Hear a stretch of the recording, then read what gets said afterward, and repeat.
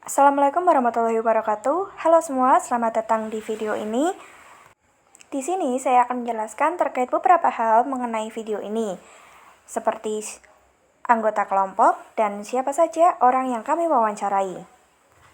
Kelompok ini terdiri dari 7 orang, dengan 2 laki-laki dan 5 perempuan.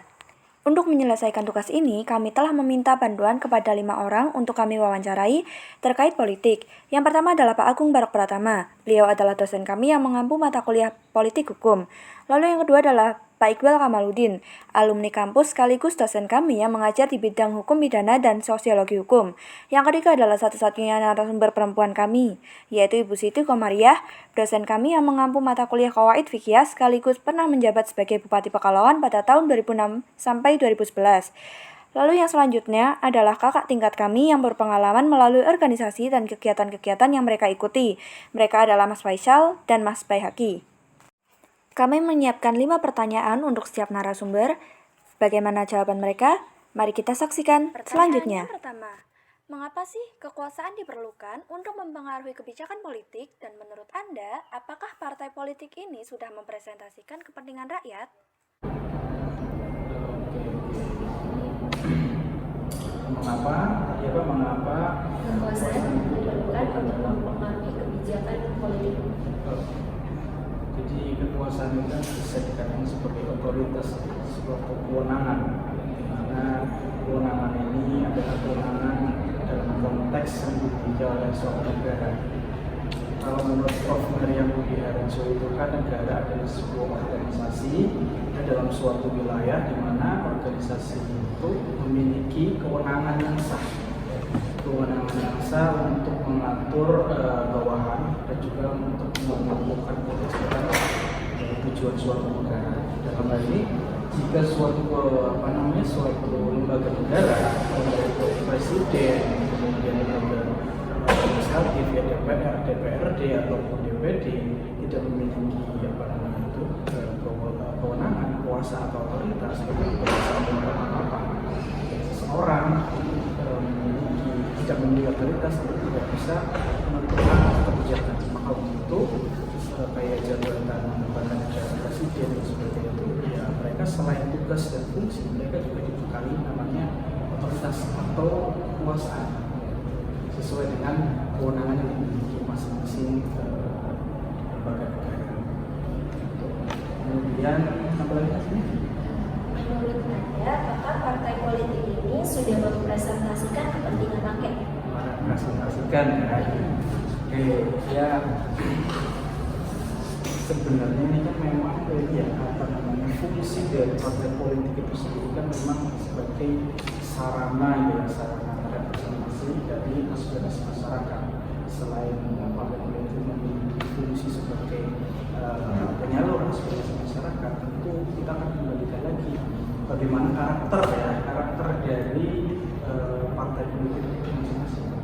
Kita tidak bisa memukul rata tentang karakter partai politik sekarang, karena kan sekarang platform kita adalah negara hukum yang demokratis, negara hukum yang demokratis berdasarkan Pancasila, bukan lagi negara yang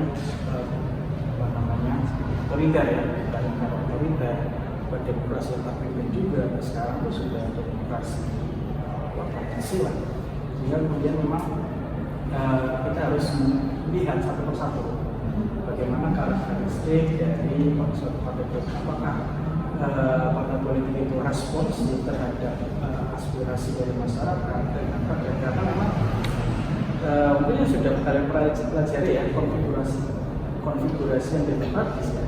Konfigurasi politik yang demokratis itu akan menciptakan suatu produk hukum yang responsif. Ketika partai politik itu respon terhadap suara masyarakat, aspirasi masyarakat, maka aspirasi masyarakat akan menentukan kebijakan partai, kebijakan pemerintah yang kaitan dengan hajat hidup masyarakat itu sendiri. Tentang kekuasaan ya. Kekuasaan itu sangat berpengaruh besar bagi siapa yang berhak untuk dalam artian membentuk suatu kebijakan. Nah, kalau di negara kita mengenal bahwa siapa-siapa saja yang berhak untuk masuk ke Dewan Perwakilan Rakyat atau DPR itu adalah representasi dari anggota partai politik, ya, sehingga partai politik mana yang memiliki suara yang besar, yang paling banyak, itu juga tentunya akan memiliki porsi kursi yang juga banyak, ya, yang besar, untuk kemudian ketika rapat akan memiliki kekuatan yang besar juga untuk membuat suatu kesimpulan, membuat suatu keputusan dan kebijakan.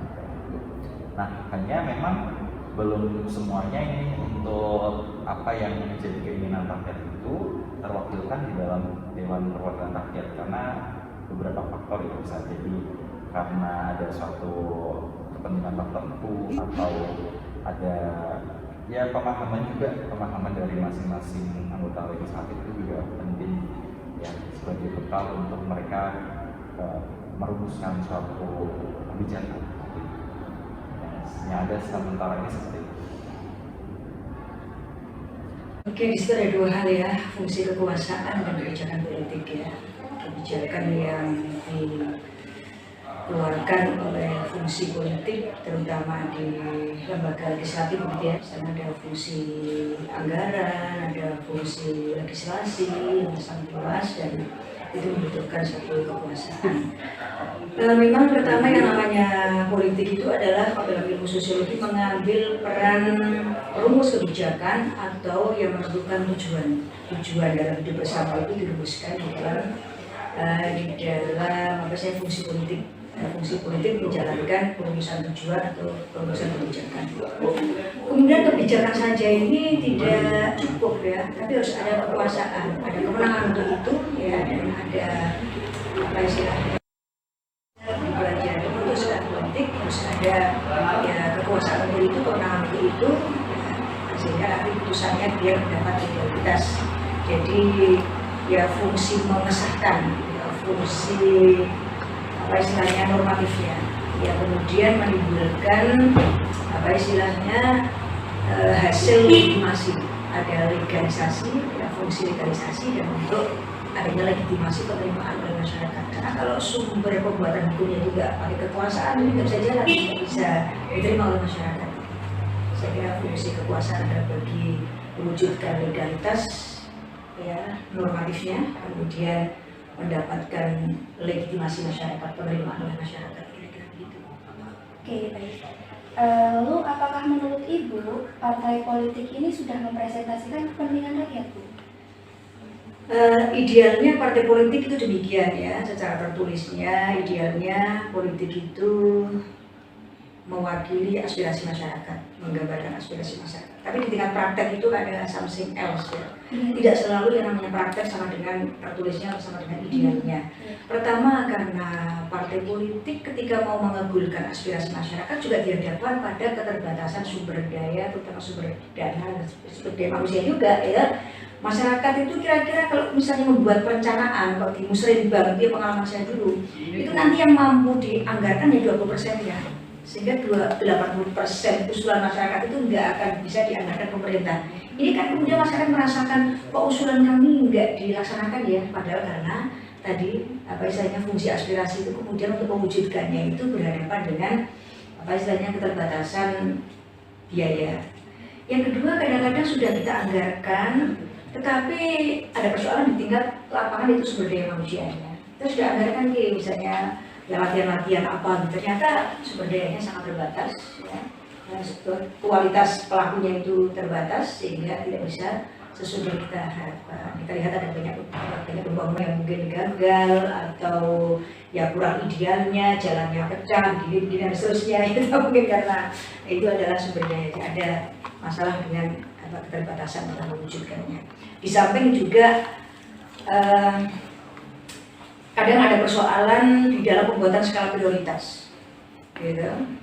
yang diprioritaskan kalau lagi mau ada pilkada, ada pilpres, biasanya yang program-program populis yang untuk orang banyak, yang model blogram, yang model bantuan, yang model BLT, itu karena itu paling gampang juga ya. Sementara jangka menengah, jangka panjang kita kadang-kadang tidak terurus. Jadi ada juga dalam persoalan pembuatan skala prioritas sehingga apa yang diharapkan oleh sebagian orang sudah dapat terwujud, sementara yang lain ya terwujud. Sehingga orang mengesankan politik itu belum bisa merepresentasikan apa sih kehendak masyarakat, karena belum semuanya bisa diwujudkan. Ketika berbicara politik, maka orientasinya hanya satu, yaitu tentang kekuasaan. Ketika kita sudah berada pada kekuasaan, maka kita memiliki otoritas, kebijakan, atau kewenangan. Jadi pintu masuknya itu ada di partai politik terlebih dahulu, karena itu pintu masuk yang saya rasa paling terorganisir.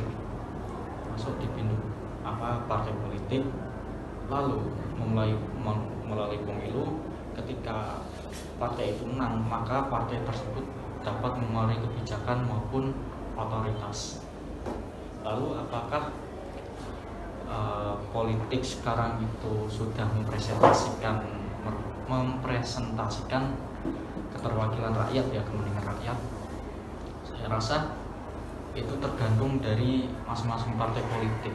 Ada beberapa partai politik yang dianggap sudah mempresentasikan kepentingan rakyat. Ada partai politik yang mewakili partai politiknya sendiri, kepentingan partai politiknya sendiri.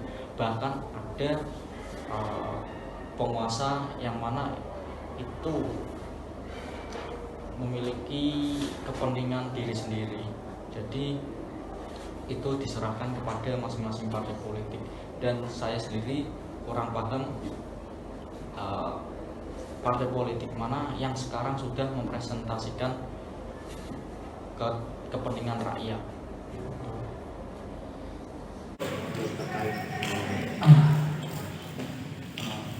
Bukan itu politik atau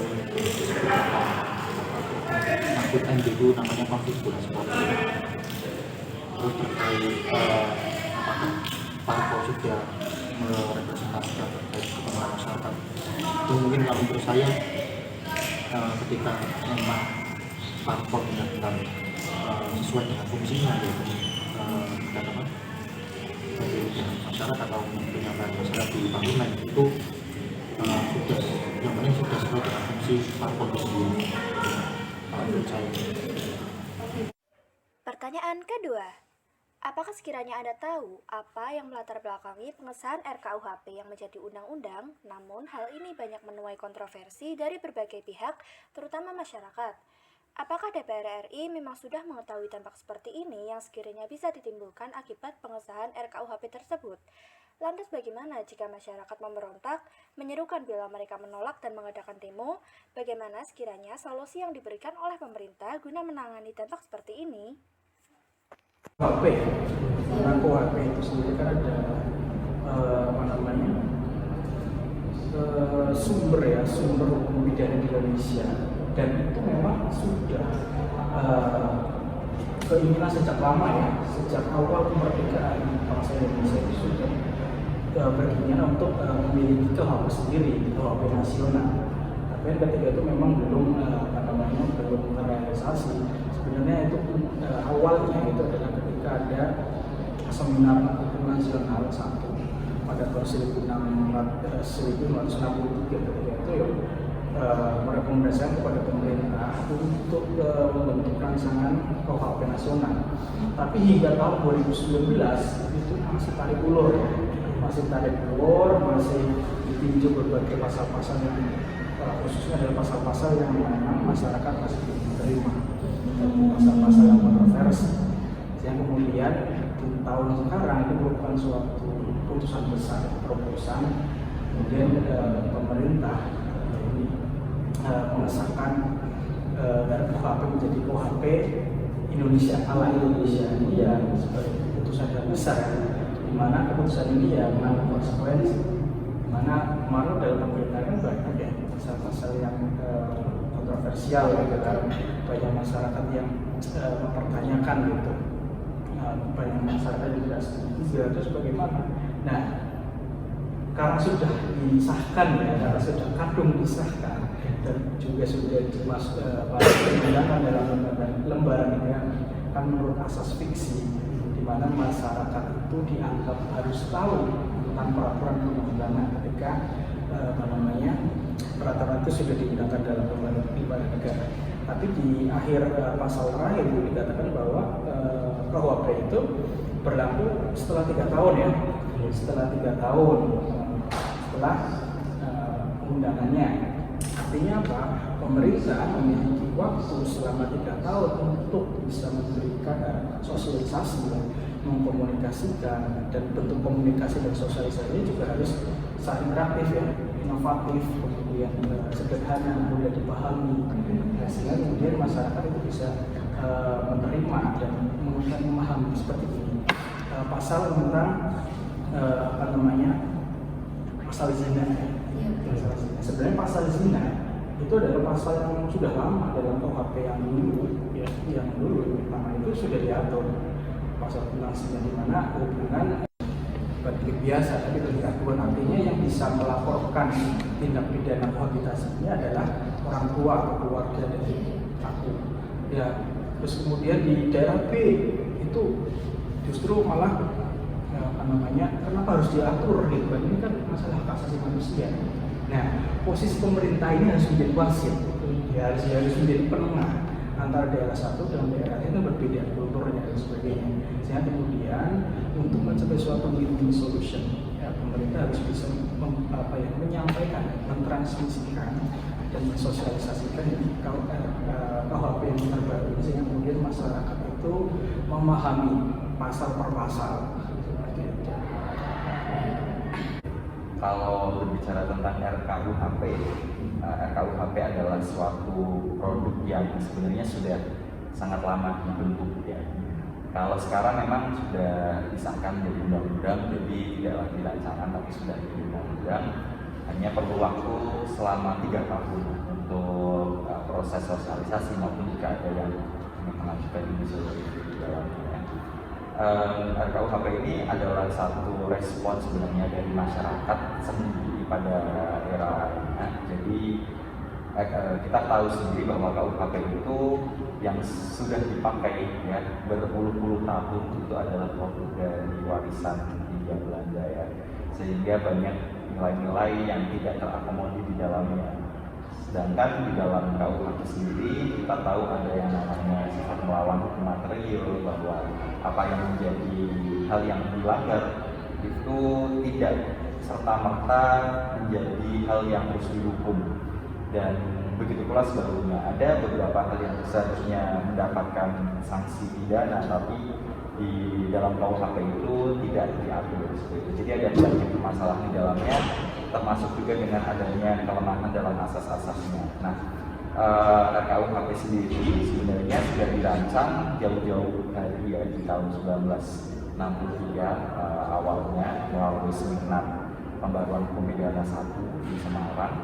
Jadi sudah sebelumnya juga sudah ada rintisan-rintisannya. Jadi bukan di tahun 2022 ini disahkan dan baru dibuat misal 1 tahun sebelumnya 2021 atau 2020, melainkan sudah melalui puluhan tahun prosesnya, penyesuaiannya, bahkan banyak akademisi dari guru besar hukum pidana juga sudah banyak yang meninggalkan dunia ini karena ya banyak faktor, dan kemudian ada, kalau tidak salah ada 9 atau lebih itu guru besar yang sudah meninggal dunia. Bahkan hingga sekarang RKUHP-nya baru saja disahkan gitu, ada puluhan tahun prosesnya.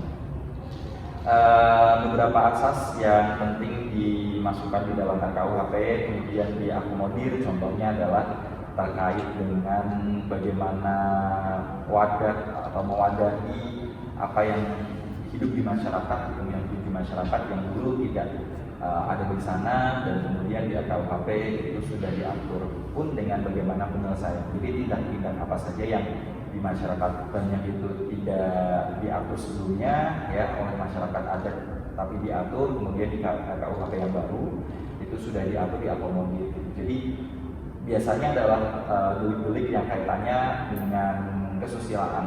Jadi Indonesia ini kita tahu bahwa berbeda dengan negara lainnya, di mana Indonesia itu menjunjung tinggi nilai kesusilaan, nilai agama, ya, sehingga ada pembedaan di sana. Dan memang pasal-pasal atau yang mengatur tentang tindak pidana kesusilaan itu di satu negara dengan negara lainnya itu berbeda. Jadi memang Indonesia yang kental dengan nilai luhur, saya rasa juga penting untuk mengatur hal tersebut.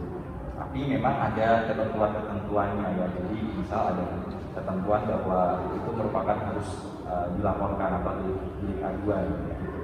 Jadi tidak serta-merta ketika ada yang mengetahui saja kemudian langsung melaporkannya ke polisi, belum tentu itu bisa diproses. Jadi ada syarat-syarat tertentu sebenarnya. Nah, kalau semisal pun masyarakat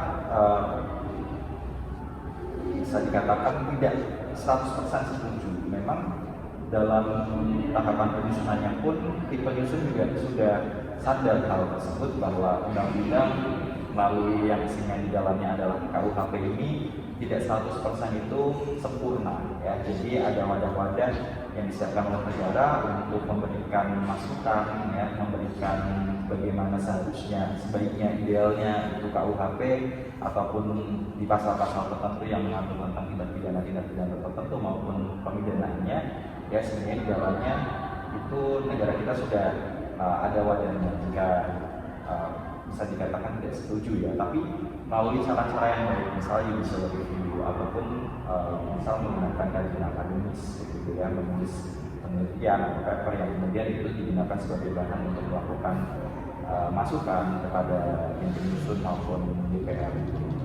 Jadi ya tahun 2019 yang lalu kita masih ingat ya ada demo besar-besaran yang menolak RKUHP, kemudian RKUHP ini dilakukan sosialisasi secara besar-besaran juga agar di tahun 2022 ini pengesahannya tidak melalui konflik yang cukup besar kayak gitu. Kenapa dibutuhkan sosialisasi? Karena isinya tadi ya teman-teman. Jadi ada yang kalau dibaca sekilas saja atau parsial saja itu salah. Padahal ketika dilakukan pembacaan secara mendalam, di dalam penjelasannya pun dibaca secara mendalam, ya itu ada maksud-maksud untuk menjaga value atau nilai yang seharusnya itu terjaga di dalam kemasyarakatan di Indonesia ini. Misal yang sering ditolak itu adalah tentang kesusilaan tadi ya, lagi-lagi kesusilaan terus ya. Misal tentang kumpul kebo contohnya ya, kumpul kebo yang ditolak gitu ya, banyak masyarakat kita yang mungkin orang di kota-kota besar yang banyak mempraktekkan hal tersebut. Tapi apa sih sebenarnya maksud dari kumpul-kumpul itu diatur di dalam hukum pidana ya, tentunya untuk menjaga apa sih marwah dari kesucian perkawinan seperti itu. Kemudian bagaimana menjaga keturunan ya, nanti nasabnya seperti apa kan itu juga harus diatur di sana. Terus juga hak-hak dari anak itu juga harus diatur di sana. Itulah mengapa hukum pidana itu sebenarnya adalah ultimum remedium atau pengobat terakhir. Jadi sebenarnya kalau sudah ada penyelesaian yang lebih baik ya, kalau sudah diselesaikan dengan perdata sudah selesai, yaitu sebenarnya hukum pidana tidak untuk memasuki ke situ ya. Jadi kalau sudah diselesaikan ya sudah, sebenarnya seperti itu. Hukum pidana ini adalah sarana terakhir sebenarnya yang perlu dipahami juga. Tapi ada satu sisi juga hukum pidana bisa jadi ada sarana pertama, pengobat pertama bagi kejahatan-kejahatan tertentu, misalnya kejahatan tentang kemanusiaan, kejahatan tentang HAM berat dan lain-lain. Iya lagi rame ya. Iya, lagi rame. Ikut demo kayak ini. Oh enggak ya? Demonya udah lama. Udah lewat ya? Udah pernah ya? Udah demo dulu tahun 2019. 19 sebelum COVID. 2 tahun yang lalu. Itu awal mahasiswa itu ya? Iya, delay dulu. Abis itu kemarin disahkan dia Disahkan. Ya saya kira latar belakang yang utama adalah sudah terlalu lamanya bangsa Indonesia ini tidak punya undang-undang sendiri. Yang kita milik Belanda yang usianya 104 tahun sekarang itu, karena dulu tahun 1918 kita ambil dan kemudian kita pakai, kemudian ya melalui proklamasi kan dijadikan sebagai hukum Indonesia, transisi kan diakui oleh hasilnya itu. Jadi undang-undang Belanda iya, tapi legalitasnya kita pakai adalah melalui apa istilahnya melalui proklamasi, sehingga menjadi hukum Indonesia. Itu kan substansinya substansi ya bangsa lain yang suasananya adalah sekuler, ya. Kemudian suasananya adalah zaman 100 tahun yang lalu, mungkin angka-angka rupiah segala macam juga ya kulturnya jelas berbeda, sehingga kita memiliki ini adalah sebagai apa istilahnya perwujudan dari impian bangsa Indonesia yang dilatar belakangi karena sudah lama yang tidak punya itu. Dan latar belakang lainnya karena sudah terlalu lama diproses ini, sudah sejak zaman SBY itu kan draft sudah jadi, udah disampaikan di DPR ya 2012, ini 10 tahun loh kita itu membahas undang-undang ini. Sehingga kalau ya kalian pernah di 2 tahun yang lalu itu termasuk udah carry, ya udah final ya kira-kira ya, sehingga sudah apa istilahnya waktunya lah kita untuk mengesahkan ya. Tentu yang namanya undang-undang itu ya biasa tidak bisa memuaskan semuanya. Kalau 100 orang hanya 20 orang, 10 orang ada yang ya belum biasanya setuju, itu wajar pasti ya, artinya bisa kita maklumi karena hukum itu kan hakikatnya adalah representasi mayoritas atau representasi kelompok dominan. Kalau menurut siapa itu Max Weber ya, hukum adalah representasi kelompok dominan. Jadi ya kalau ada DPR 1.500 orang kemudian misalnya 400 itu sudah cukup untuk memutuskan suatu undang-undang. Ya tentunya 100 orang ini ya, tetap dalam ketidaksetujuannya, tapi kan kita harapkan hukum itu melakukan fungsi integrasi. Ya ternyata setuju menjadi setuju, kalau nanti dia punya catatan, bagaimana catatan itu kita perhatikan bersama biar yang catatan negatif itu tidak ya ada gitu ya, kira-kira seperti itu. Nah, selanjutnya itu apakah DPR RI itu sekiranya sudah tahu Bu kalau peraturan-peraturan ini akan menuai kontroversi dan membuat masyarakat itu mungkin memberontak dan menyerukan pendapatnya kembali untuk menolak? Saya kira DPR tahu, artinya sudah paham akan ada reaksi seperti itu, karena tadi hukum itu tidak bisa diputuskan oleh 100% pengambil keputusan. Ya, pastilah hanya ya yang dominan atau mayoritas gitu ya, karena aspek legalitas sudah terpenuhi diputuskan, sementara yang ketidaksetujuan itu pasti ada terhadap pasal-pasal tertentu. Yang tentu ada yang tidak setuju, tapi juga ada yang setuju juga gitu ya. Jadi kebetulan yang nampak di media kan dia nggak setuju, sehingga seakan-akan bukan ya reaksinya. Padahal ada dikumpulkan setuju nggak setuju, bisa juga tanding atau lebih besar pada yang setuju gitu. Cuma yang setuju kan diam. Yang nampak ini nggak setuju ya. Jadi DPR saya nggak tahu karena ya seperti itu. Hampir semua undang-undang akan diputuskan ada apa istilahnya, ada kelompok yang tidak apa istilahnya puas ya dengan pasal. Artinya hukum kan punya ya banyak teori ya, banyak dasar yang orang bisa berbeda dalam mempertimbangkan. Lalu bagaimana sih kiranya pemerintah itu memberikan solusi jika ada berbagai masalah ya Bu? Apalagi RKUHP kemarin yang disahkan menjadi UU itu kan membuat berbagai pihak kecewa, bahkan dari luar negeri sendiri, PBB itu juga mengungkapkan kekecewaannya dan meminta DPR RI untuk merevisi undang-undangnya Bu. Iya, saya juga membaca itu walaupun mungkin tidak lengkap ya, ada hal-hal yang sifatnya, saya baru kemarin dikirimi orang Hotman Paris pendapatnya mengenai apa ini hukum kok aneh ya, tidak sesuai dengan prinsip-prinsip kriminal global. Ya mungkin kriminal global itu kan karena ada undang-undang global ya, terutama dari barat itu memang ya karakternya berbeda, karena barat itu kan sekuler ya, sekuler itu kan tidak menimbang agama di dalam menentukan mana yang kriminal mana yang tidak, dan kriminal itu juga ya indikatornya adalah jika merugikan orang lain. Maka melihat LGBT yang mereka persetujuan, pelakunya atau perzinahan yang mereka suka sama suka, ini kan ada yang dirugikan. Sehingga menurut mereka ini kan tidak bisa menjadi kriminal, bagaimana bisa menjadi kriminal gitu ya. Sementara sebagai umat beragama, saya kira seluruh umat beragama di Indonesia ini tidak apa istilahnya ya tidak mengizinkan ya adanya LGBT ya, setidaknya Islam sebagai agama mayoritas kan nggak menyetujui ini gitu ya. Nah, tapi kita juga melihat reaksi Barat, saya kira bangsa ini memang mengikuti standar global, tapi juga punya karakter nasionalnya. Dan barangkali ini menjadi catatan dunia ya, bahwa kita itu juga sudah diseragamkan karena adanya kultur-kultur setempat ya. Mungkin 90% kita tidak sama dengan dunia global. Enggak 10% yang kita itu mengacu kepada konstitusi kita sendiri. Ngapain kita punya Pancasila kalau kita harus mengikuti ya standar luas semuanya gitu ya. Oh, dalam masalah ketuhanan yang Maha Esa bahwa ada kelakuan yang menurut ajaran Tuhan ya, agama mayoritas dan mungkin ya juga agama-agama lain juga ya yang dominan di Indonesia itu enggak setuju tentang perzinahan, ya itu dimasukkan kriminal. Tapi kan fleksibilitasnya adalah terletak pada bahwa ini adalah aduan.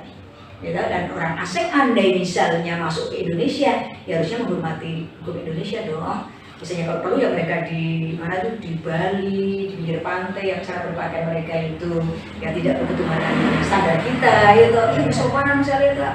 Hanya gitu ya, ya mungkin kita punya sih ya di mana itu di Kalimantan, tapi kan itu ya sudah berkembang dan itu kecil ya, artinya ya hormatilah begitu sampai dengan yang delik aduan nggak masalah.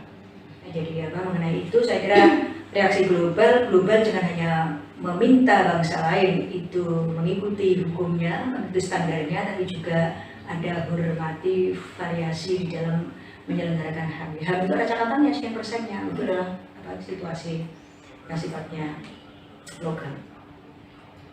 Oke.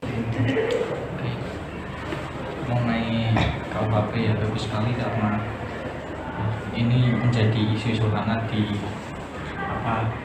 negara kita.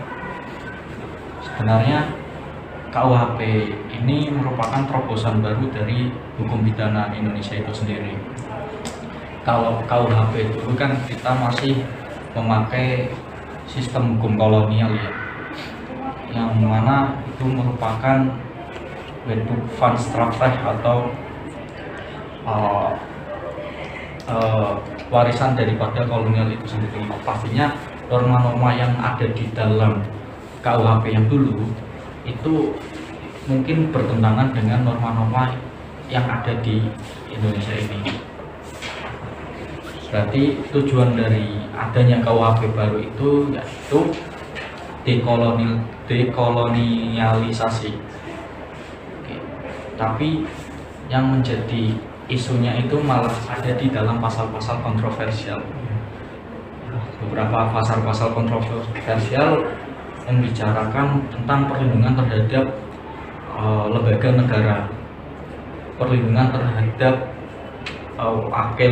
presiden dan wakil presiden, kehormatan presiden dan wakil presiden. Lalu juga ada beberapa pasal-pasal yang aneh seperti santet, terus pasal-pasal mengenai kayak hewan yang ada di pekarangan orang lain, itu yang menjadi kontroversial.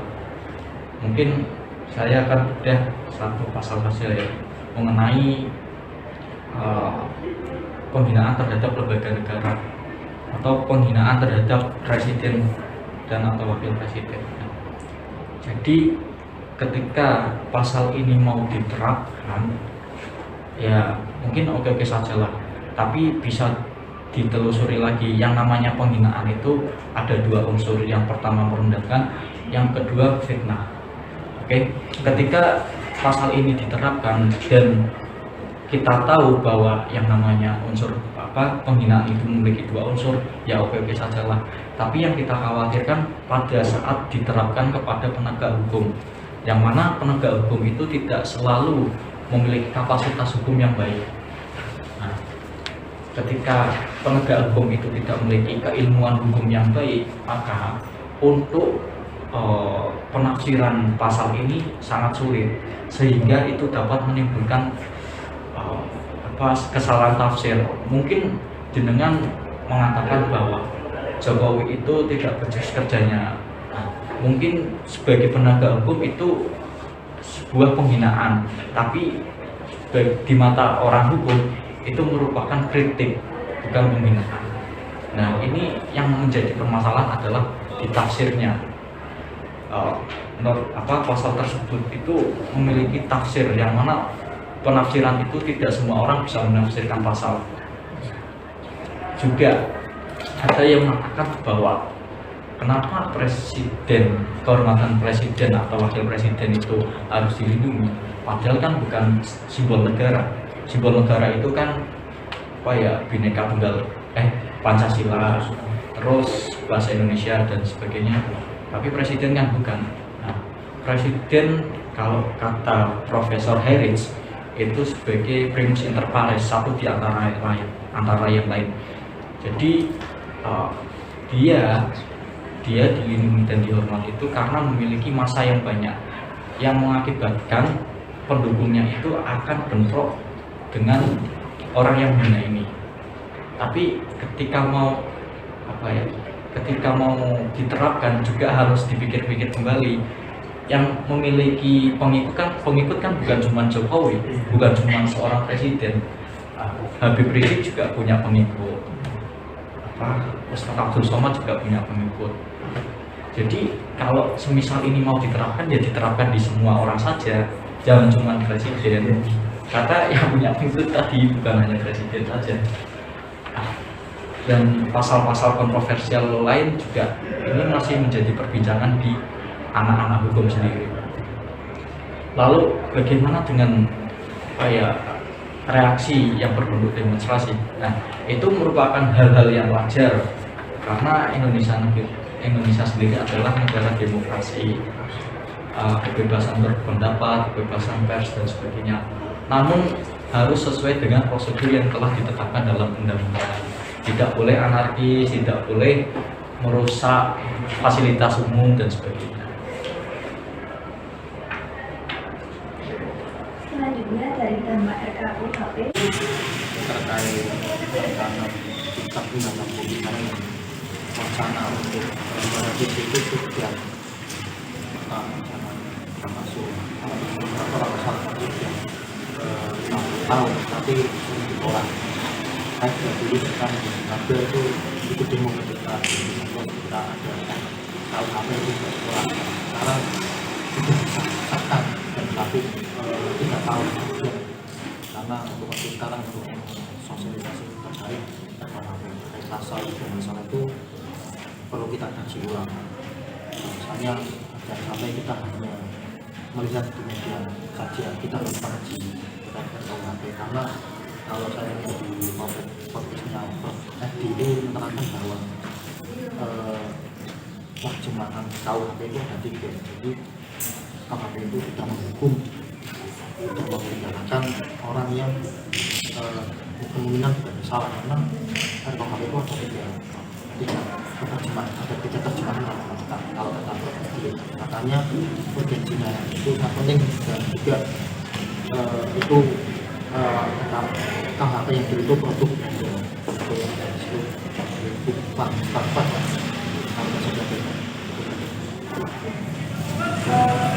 lalu jika masyarakat memberontak dan menyuarakan suaranya untuk demo, bagaimana kiranya solusi yang akan diberikan oleh pemerintah ini, Mas? Terkait KUHP tentang saya tidak apa-apa kita ada demokrasi boleh menyerahkan aspirasi kita di depan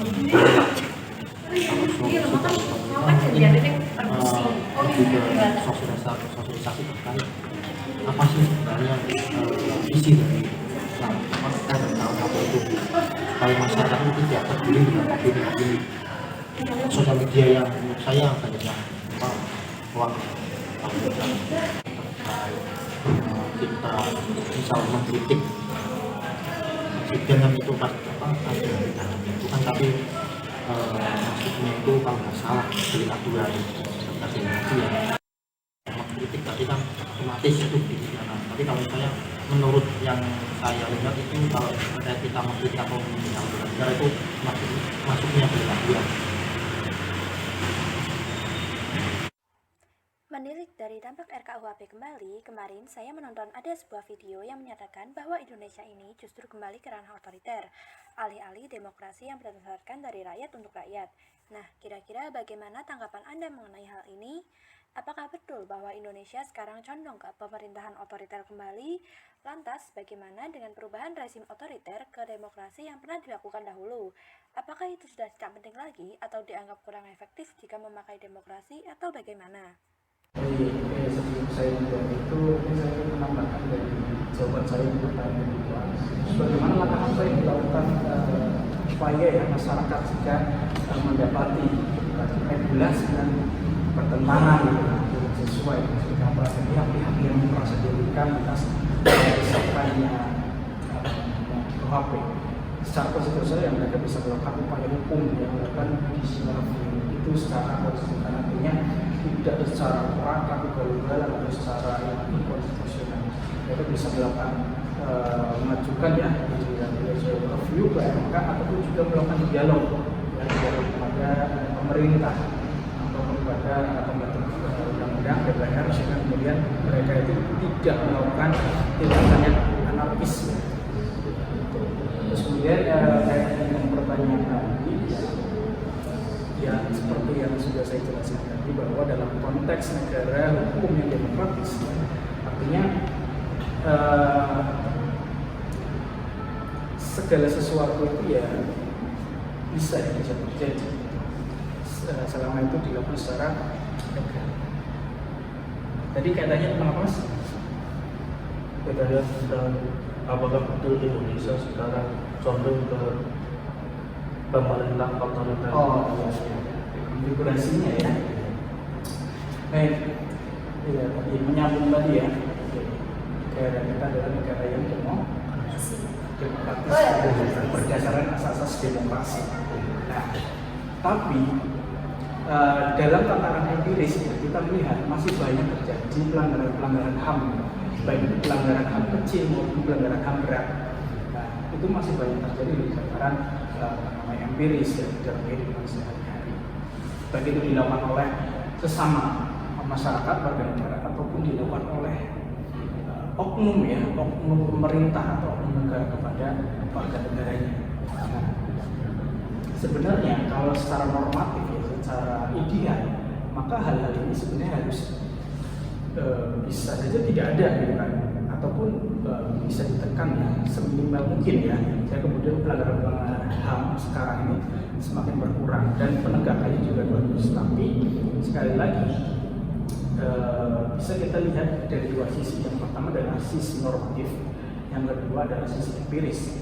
Sisi normatif bahwa disebutkan dalam konstitusi negara kita adalah negara demokratis, ya, di mana kita responsif terhadap aspirasi, kemudian kita juga mengakui, menghormati, kemudian melindungi, menegakkan hak asasi manusia. Tapi di sisi lain dalam pandangan di sisi empiris, faktanya itu masih belum terimplementasikan dengan baik ya, masih belum terimplementasikan dengan baik. Sehingga kemudian ya kita bisa menilai bagaimana karakteristik konfigurasi politik sekarang. Walaupun memang label kita adalah negara demokratis, tapi dari segala tindakan pemerintah, tindakan negara terhadap warga negara itu seperti apa? Misalkan ada tes itu seperti apa? Apakah masih ada pembedelan masuk, kemudian ada pembatasan terhadap konten-konten yang harus terbelah, ataukah ada kemudian tindakan diskriminasi dan sebagainya? Itu saya kembalikan lagi ke masing-masing ya, masing bagaimana cara kita memandang apa negara kita itu menuju otoriter atau tidak. Tapi kita bisa melihat kasus per kasus. Itu kemudian ya kalau kita kaitkan dengan konstitusi ya, sifat dari konstitusi kan ada tiga ya, ada ada nominal ya, kemudian ada semantik ya, kemudian ada normatif.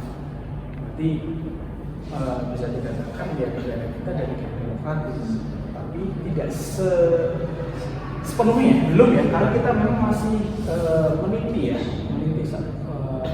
masih berbenah menata sistem hukum di negara kita ini.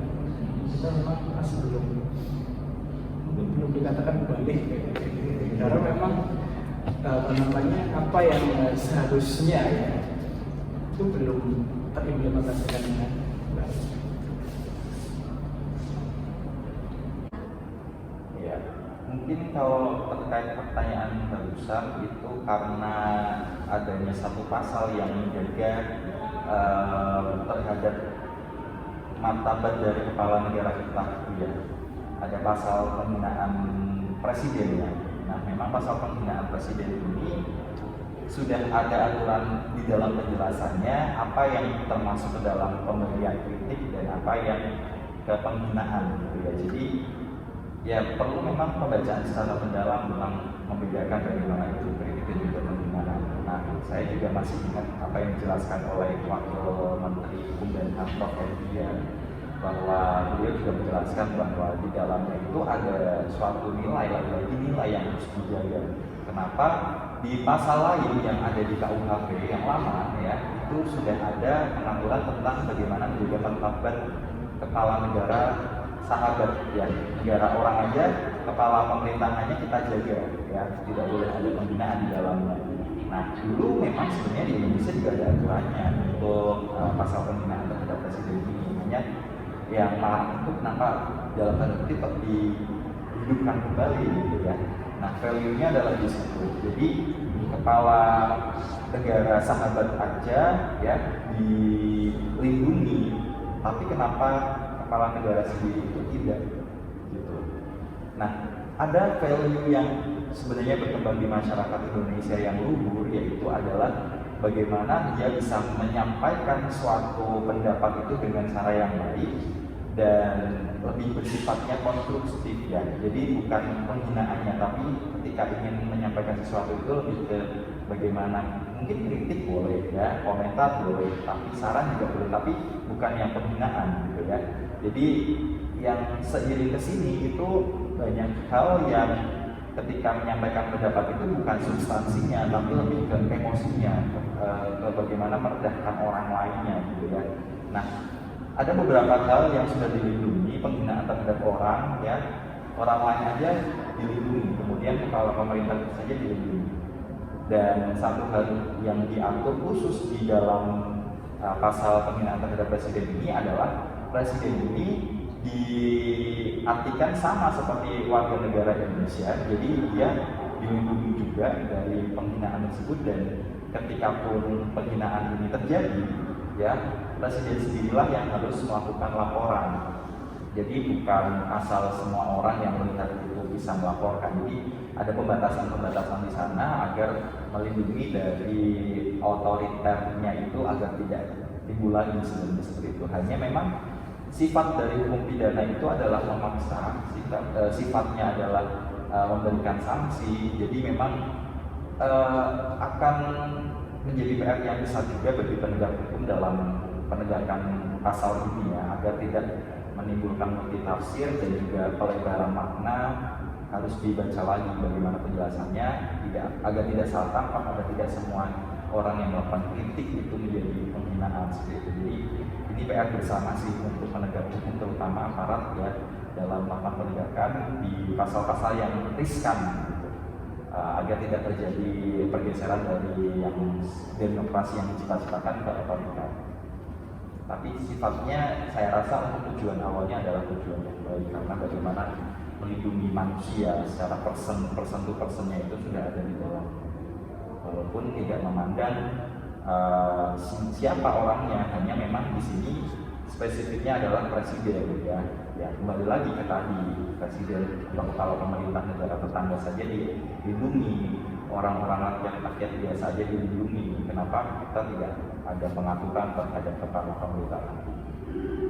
Ya, saya kira orang bisa berpendapat mana saja atau apa saja gitu. Saya kira kita pahami mereka berpendapat begitu dengan adanya pasal yang tidak mengizinkan penyerangan kepada presiden dan penghinaan kepada presiden, dan juga kekuasaan umum dan lembaga, kalau nggak salah gitu ya, pasalnya yang berbeda. Yang itu sesungguhnya dulu sudah pernah kita cabut ya lewat Mahkamah Konstitusi. Kita sudah nggak punya undang-undang itu lama sejak reformasi. Cuman pengalaman reformasi ini kemudian kan menjadi catatan di kemudian hari, bahwa lama udah kita berikan lu bagaimana cara mengekspresikan ya pendapatnya. Tapi sebagian orang kan melebihi batas ya, sampai presiden gambar-gambar begitu. Kita tidak melihat presiden sebagai person. Presiden itu adalah simbol yang harganya mahal. Bayangkan untuk membuat presiden berapa triliun itu, ada yang bilang 250 triliun gitu, dengan segala keamanan yang begitu, energi yang kita kuras untuk menciptakan seorang presiden. Ya, dan presiden itu dibaliknya itu ada pendukung. Ketika orang melukai presiden, oke lah orang bilang itu kan personnya. Ya, tapi kan di belakangnya kan ada pendukungnya, jadi menyerang presiden sama dengan juga menyerang orang di baliknya. Kalau serangan itu dalam bentuk apa istilahnya, serangan dalam bentuk hinaan itu berarti kan menyerang pendukungnya juga yang setia ya. Karena kalau gambar-gambar seperti itu juga saya kira kan tidak, ya tadi ya, tidak melukai masalahnya. Bukan presiden itu dilihat sebagai satu orang, presiden itu sebuah kelompok yang di bawahnya itu ada community.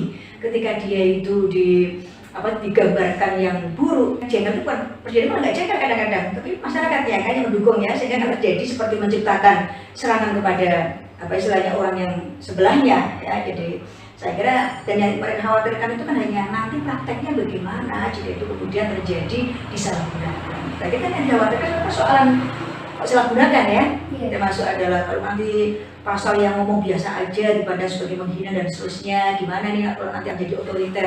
Jadi tingkat pelaksanaan saya kira masih dikontrol oleh masyarakat ya. Jadi undang-undang tertulis itu bukan segalanya. Undang-undang tertulis itu nanti masih akan dicek bagaimana pelaksanaannya di lapangan. Nanti kalau ada pelaksanaan di lapangan yang melebihi batas, ya silakan berekspresi lagi, bukan begitu maksudnya. Ya kita lihat tenaga ahli yang disebut dengan menghina itu seperti apa. Orang kadang-kadang mengatakan itu menghina menurut orang Jawa. Gitu. Tapi nggak menghina menurut kami, ini ada di mana, siapa yang menulis, karena masih ada segitu ya. Jadi nanti faktor pelaksanaan masih perlu dicek lagi ya, jangan sampai ini mengarah kepada ya otoritarianisme, karena akan apa istilahnya tergantung nanti bagaimana masyarakat juga mengawal ya, pelaksanaannya nanti juga gitu ya, dan hukum kan. Dan lebih penting lagi adalah bahwa kalau undang-undang itu kan perubahan yang sifatnya menyeluruh, yang dilakukan oleh DPR dan ya kepala pemerintahan ya. Reformasi legislasi itu bukan satu-satunya reformasi hukum. Ada satu cara lagi, yaitu reformasi lewat pengadilan. Itu nanti bisa pengadilan dalam arti Mahkamah Konstitusi yang secara parsial bisa mengatur pasal tertentu, atau reformasi pengadilan itu lewat putusan hakim. Jadi hakim itu nanti bisa saja membebaskan orang yang dituduh, diadukan oleh orang lain sebagai menghina, tapi hakim mengatakan itu tidak menghina.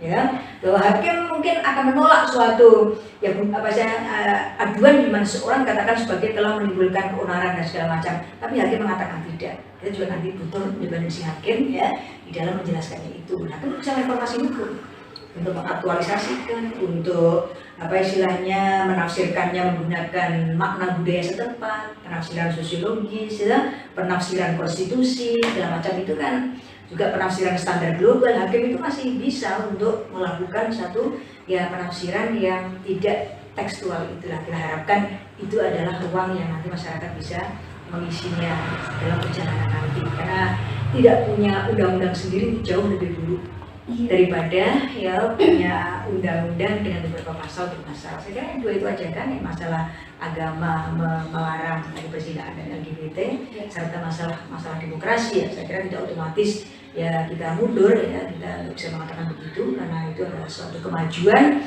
dan hukum itu adalah ada dasar-dasar sosialnya, ada pertimbangan sosialnya. Karena kemarin orang ada seenaknya sendiri buat gambar presiden. Saya juga jengkel ketika ada yang Gus Dur digambar yang difoto hanya pakai celana pendek, misalkan terbang di awan. Kan orang yang membuat itu baik-baik saja, itu saya kan sebagai pendukungnya kan mesti bilang gini ya gitu ya. Jadi kita apa istilahnya, asal kita baik-baik saja kan, demo yang nggak butuh demo yang nggak izin gitu. Ya kan izin dulu dong. Nah kan negara barat sudah mapan kan. Mereka nggak asasi manusia, mereka berekspresinya kan mapan, nggak pernah. Apa aja kalau di negara timur masih banyak yang model pada batu jangan begitulah ya, kita demo ala masyarakat yang maju, urusan apa disampaikan, dialogis, yang baik, jadi kita menuju tertib bersama, tidak ada masalah. Ekspresi tidak mematikan ekspresi, tidak mematikan pendapat ya, yang penting adalah ketertiban bersama. Itu bagaimana sehingga jaringan yang mau demo itu harus jangan sampai ada ya kemasukan orang yang membuat onar yang kena orang lainnya, itu sehingga harus benar-benar dikalkulasi siapa, diidentifikasi, jangan sampai ada barisan yang di luar seragam, misalnya loh, seragamnya pun ada nomornya kalau perlu, sehingga kalau nomornya nggak benar berarti itu aja kan, hanya kita sama-sama menertibkan diri aja lah.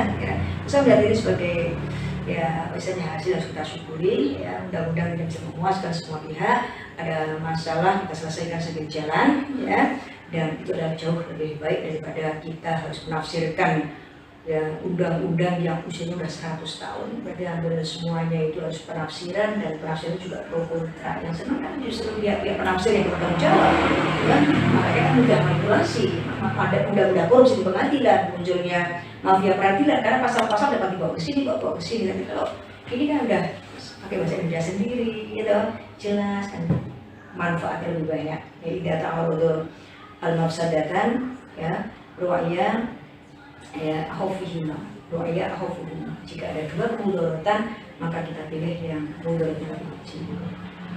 Ya kan? Ya, kita kan nggak selalu bagaimana ya. Iya, di antara resiko-resiko kecil segala macam. Itu saya kira. Itu berarti tergantung pendapat dan pandangan. Iya, jadi kita menghormati yang berpendapat begitu, tapi juga yang begitu itu tidak semuanya. Gitu.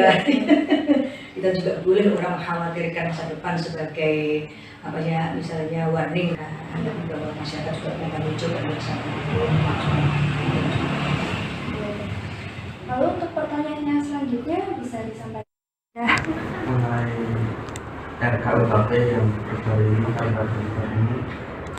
apakah sekiranya Anda tahu yang melatar belakangi pengesahan RKUHP yang menjadi undang-undang, namun hal ini banyak menuai kontroversi dari berbagai pihak, terutama masyarakat.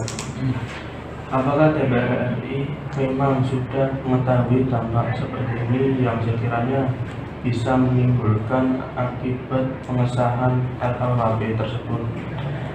Lantas bagaimana jika masyarakat bisa ditimbulkan akibat pengesahan tersebut, yaitu pemberontakan, menyerukan bila mereka menolak dan mengadakan demo? Bagaimana kiranya solusi yang diberikan oleh pemerintah guna mengenai dampak seperti ini? Mengenai KUHP ya bagus sekali, karena ini menjadi isu hangat di negara kita.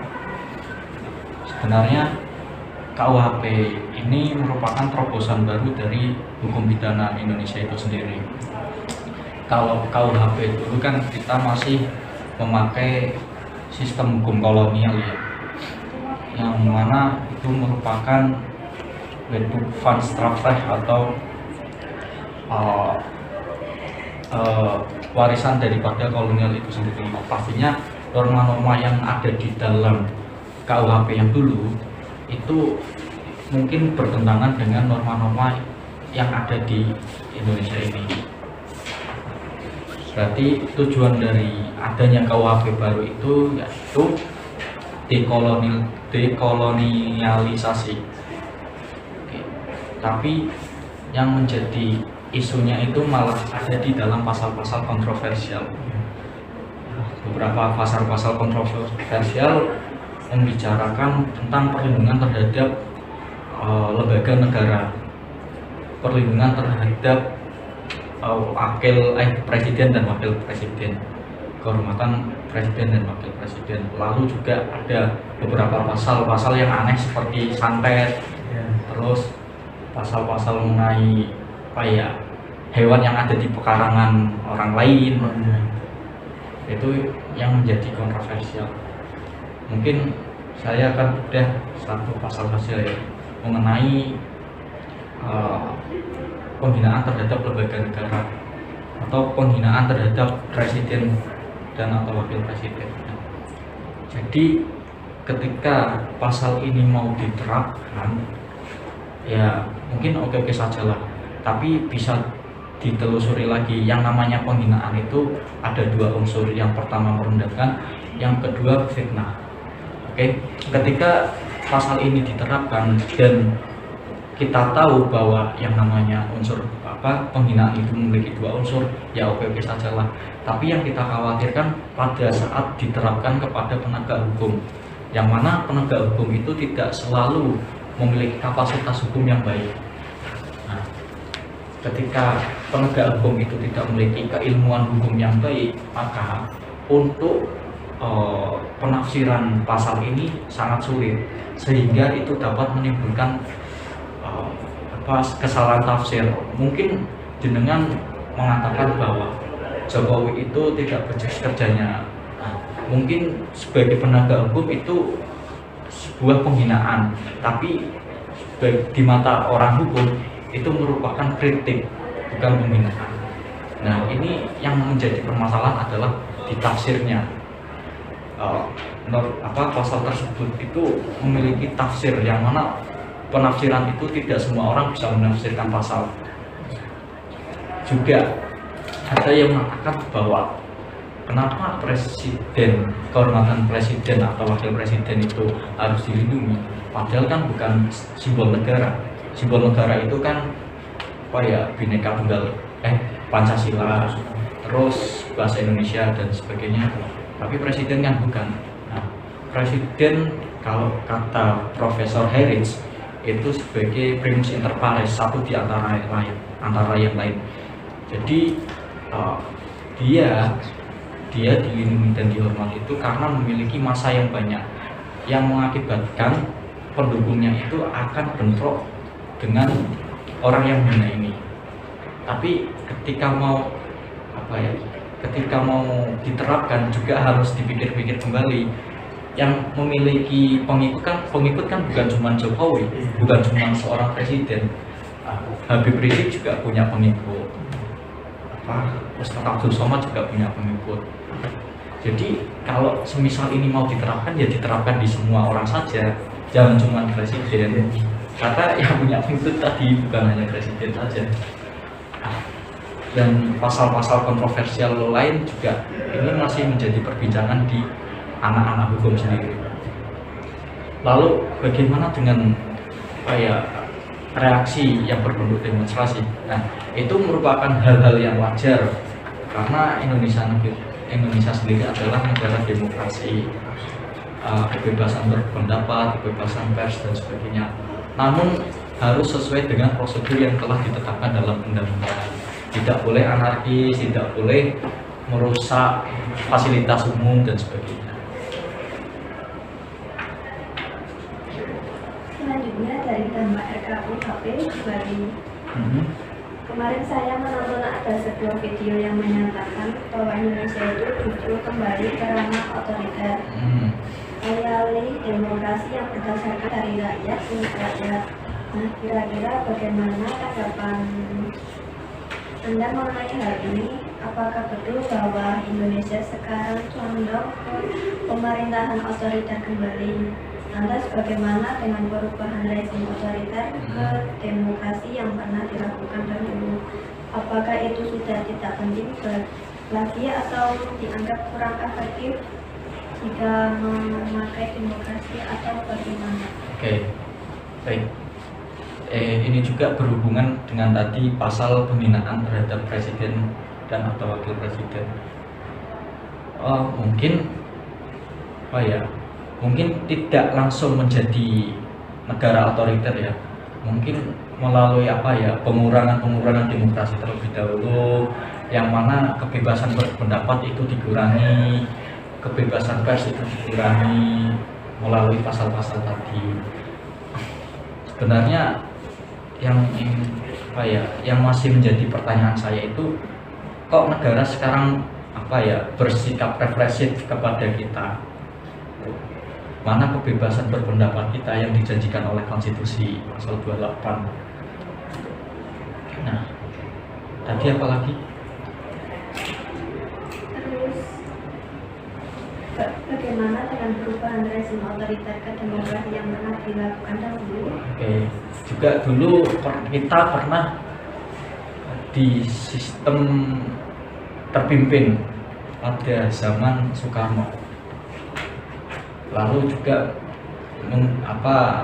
lama-kelamaan menjadi demokrasi liberal yang sampai sekarang ini. Nah, tadi mungkin tidak serta-merta langsung menjadi negara otoriter, tapi menurut penilaian saya ini masih dikurangi sedikit demi sedikit melalui tadi pasal-pasal RKUHP, melalui kebijakan-kebijakan dan sebagainya.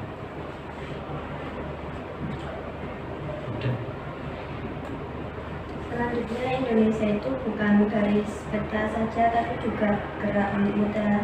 Tetapi anak muda ini biasanya punya tantangan atau juga punya banyak sekali kendala. Berdasarkan pengalaman Anda melihat di berbagai daerah yang Anda amati, ini apa sih yang biasanya menjadi kesulitan dari anak muda seperti mahasiswa milenial itu khususnya dalam menyuarakan suara-suara yang mendukung perdamaian atau anti radikalisme dan sebagainya. Lalu jika bicara tentang anak muda dan promosi perdamaian dan apalagi akhir-akhir ini banyak sekali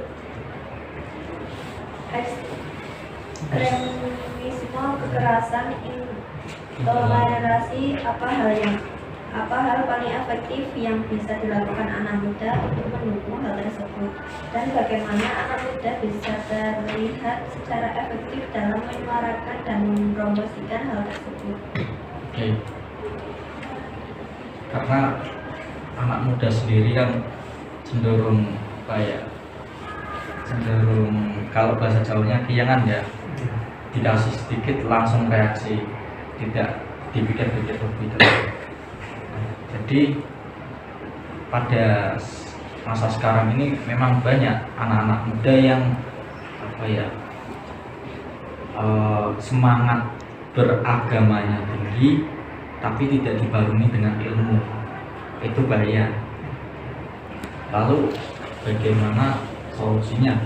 Menurut saya solusinya yaitu kita mengaji ke guru-guru yang tepat, yang sanatnya sudah tepat.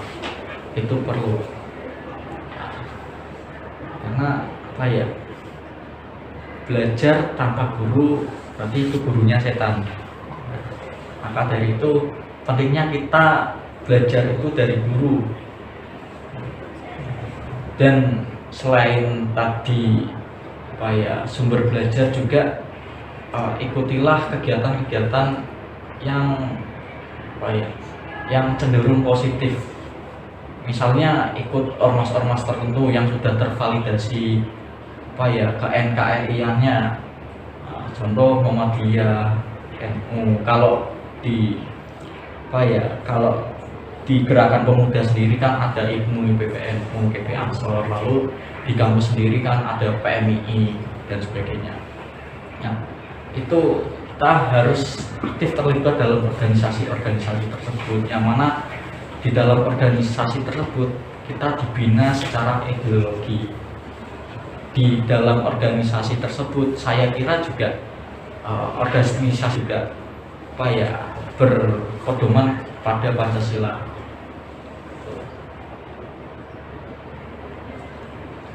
Selanjutnya perihal HAM dan hukum. Pada kenyataannya bahwa hukum yang tidak tegas dalam memberikan sanksi kepada pelaku pidana seperti dalam kasus kekerasan seksual dengan alasan melanggar HAM. Padahal si pelaku sudah termasuk melanggar HAM si korban.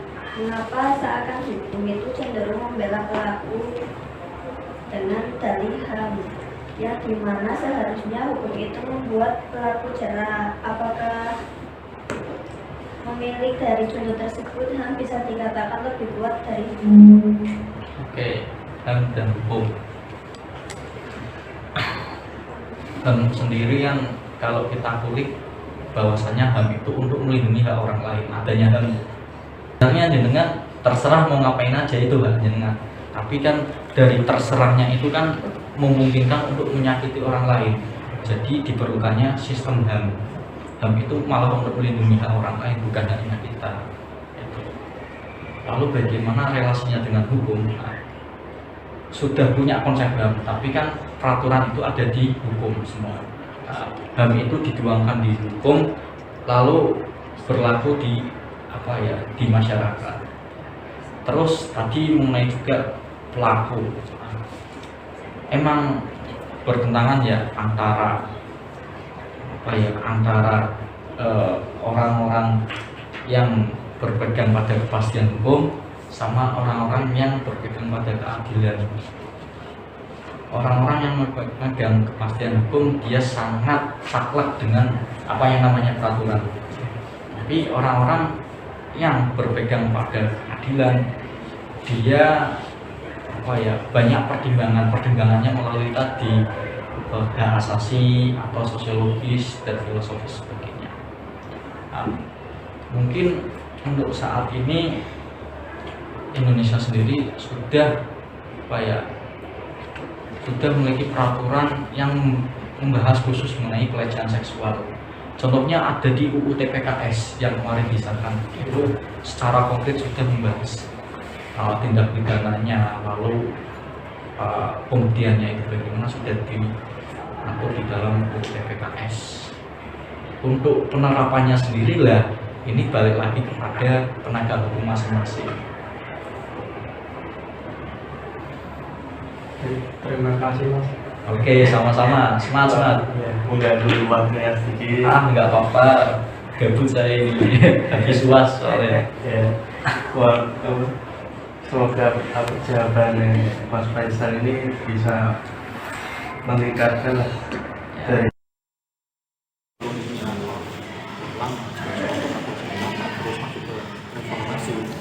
ketika transformasi terbuka sebentar-bentarnya, karena dulu ketika zaman Orde Baru waktu itu kan orang mau menyatakan aspirasi aja itu akan susah sekali karena memang keran demokrasi itu tertutup.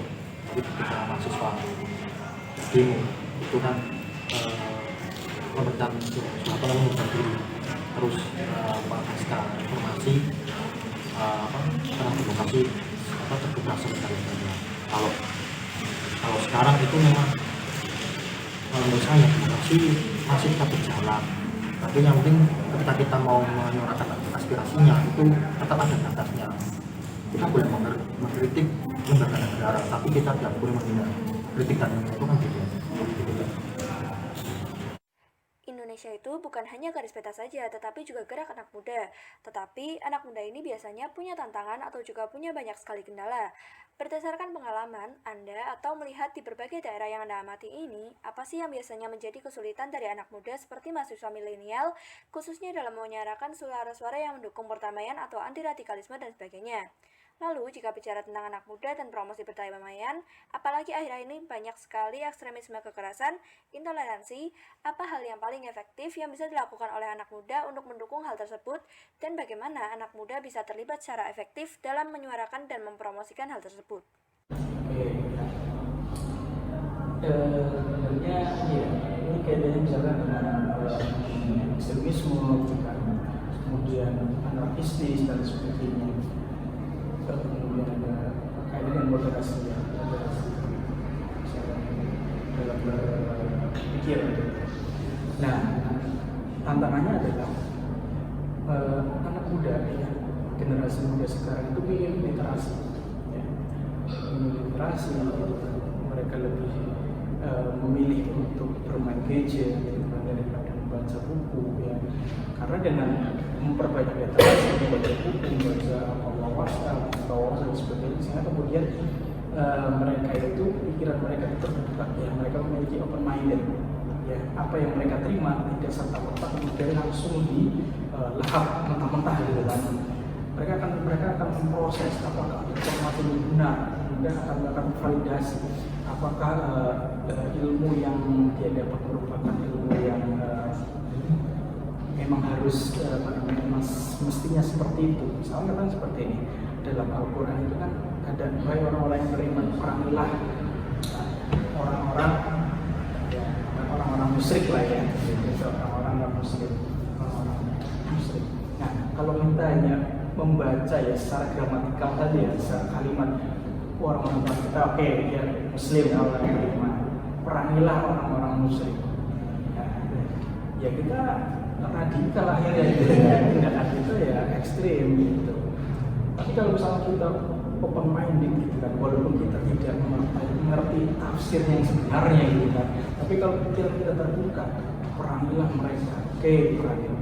Dalam hal apa? Kalau perang itu banyak macamnya gitu, yang bisa perang pikiran, debat, kemudian adu argumentasi, kemudian kita bikin karya menulis tentang mereka gitu kan, dan sebagainya. Nah, itu adalah hal yang sebenarnya harus dimiliki generasi muda sekarang, ya, harus memperkuat intelektual gitu, harus banyak riset, banyak literasi, dan kemudian cara pandang, cara berpikir, cara mempengaruhi sikap kita, dan apa yang kita baca, apa yang kita baca ya, itu akan mempengaruhi sikap kita akan memperasik juga apa yang kita sering datang misalkan pengajian gitu kan, dimana pengajian itu sering diberikan apa namanya itu ceramah-ceramah yang radikal, misalnya radikalisme atau perasaan sebagainya, akhirnya kita akan ini ya apa namanya secara tidak sadar dan sikap kita akan seperti apa yang kita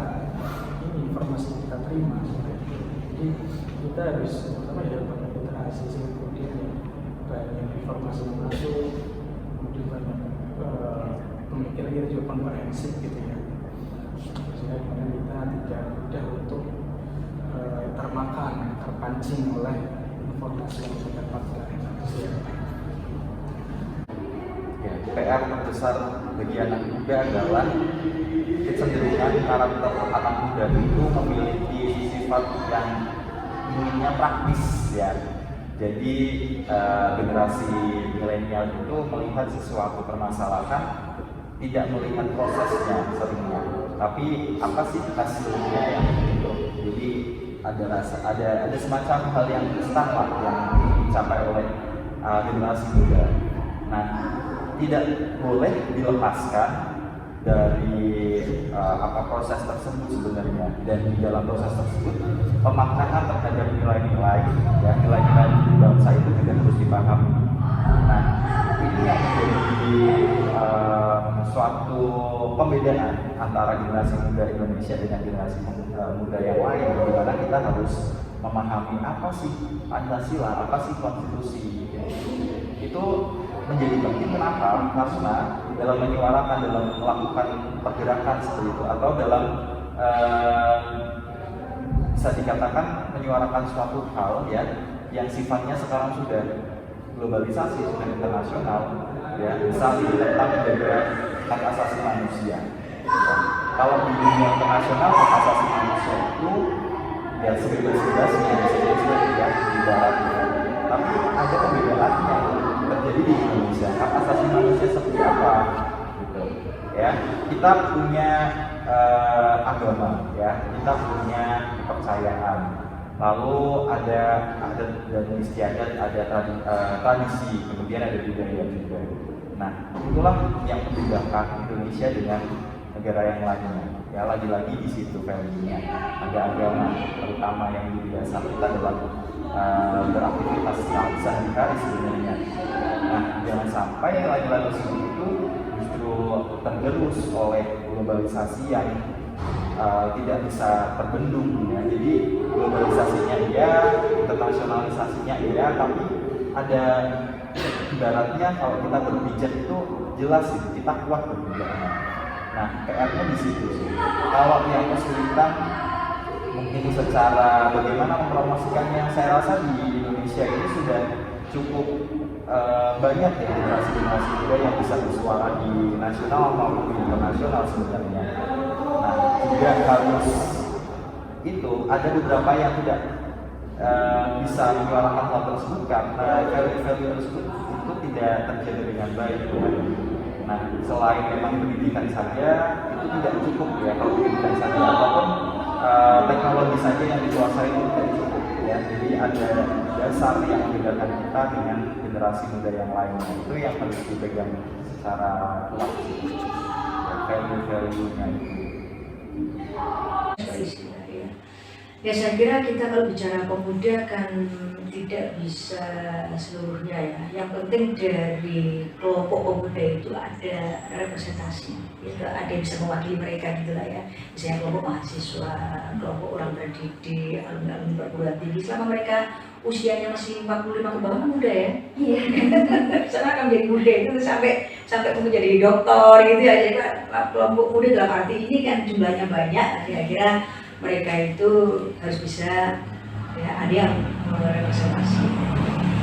Karena itu apa istilahnya, bagaimana regenerasi itu berjalan dengan baik dan sesuai kebutuhan zaman yang perlu disiapkan oleh kaum tua, generasi apa namanya,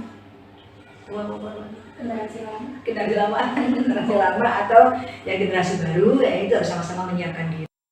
Nah, generasi tua itu regenerasi dengan tetap memberikan apa istilahnya ya sumber daya berkelanjutan bagi yang generasi selanjutnya.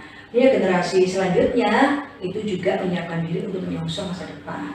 Jangan sampai sumber daya alam itu terus-menerus yang punya kemampuan itu orang luar, gitu. Ya, sehingga kita harus ada jurusan. Kita itu kan negara pertanian, ya harus ada dong ahli pertanian. Jangan sampai pertanian kita tradisional, sehingga yang bisa mulai hanya orang yang, gitu, orang dari luar. Pernah dulu ada orang Jepang mau investasi di Kabupaten Pekalongan bisa nanam lobak, itu gedenya 1 meter. Gimana bisa begini ya kok? Menanam singkong juga bisa buahnya itu 1/2 kintal atau 1/4 kintal, ini gimana nih? Jadi kita harus punya sadar teknologi di depan, kan? Jangan sampai persaingan kita itu kemudian jatuhnya itu kita itu nggak berkemampuan untuk ini, gitu. Jadi kita harus menyongsong itu lewat pendidikan maupun lewat latihan-latihan seperti itu. Jadi saya lihat ada banyak ruang kosong yang perlu diisi oleh generasi muda yang harus dipersiapkan ilmunya.